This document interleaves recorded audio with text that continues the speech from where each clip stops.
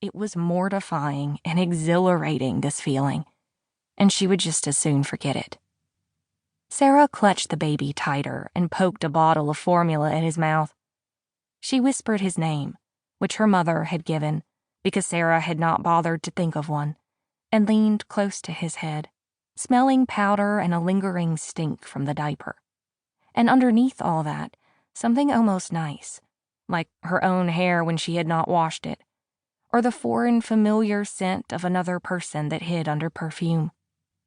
When he was done after only 2 ounces, she propped him up in his carrier, stationed him too on the kitchen table, and left the rest of the formula on the counter for later. If Sarah had once been curious, it was so long ago that she hardly remembered what it felt like, or what she might have been curious about. The annuals and the camellia bushes? Penguins? She still loved music, that was a constant. But only in the way most teenage girls loved music. That is to say, enough to mold a flimsy identity from it, but not enough to pick up a guitar and search for chords or scratch lyrics on napkins at cafes. Certainly not enough, or in the right way, to beg her mother for lessons in her own instrument, even if her parents would have paid for lessons, which they wouldn't have. But where had everything else gone? To the top shelves and buried corners of closets, then to garage sales. Now recovered and laid out on the kitchen table, the remaining artifacts of Sarah's dead interest were these: a shark's jaw from a field trip to Galveston Island, a 5-inch plastic penguin, a shoebox of rubber Smurfs. As a supplement to these things, Sarah brought out a stack of raggedy National Geographics. The baby, she realized, could be her co-conspirator. In the empty house, she could finally show herself, not only to herself but to this other creature. She held the penguin close to the baby's eyes and wiggled it. "Emperor penguins are the largest of all the penguins," she said. "And what's cool is the lady penguins lay the eggs and then go off to sea and forget about 'em, but the daddy penguins stay and carry the eggs on top of their feet. You'd be in a heap of trouble if I was a penguin." She knotted a little noose of twine and slipped it around the penguin's neck. "And sharks," she said, picking up the gaping skeletal jaw. "One day you'll love sharks. One day, when you get a little older, we'll watch Jaws."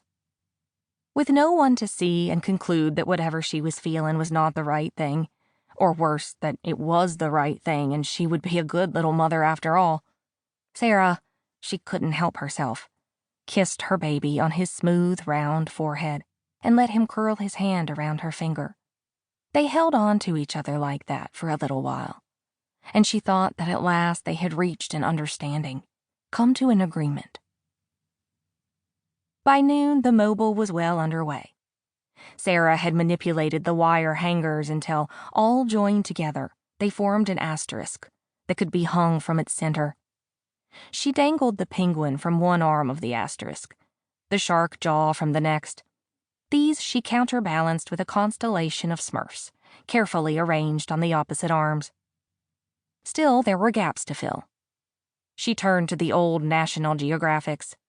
Most of the best pictures had already been plundered for school projects, but Sarah found that her aesthetics had changed.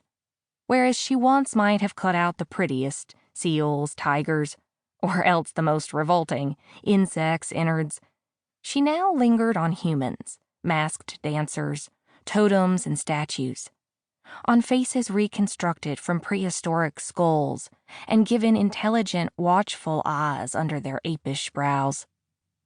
She cut out the skulls and the faces and the in-between stages of their restoration and pasted them to pieces of the shoebox.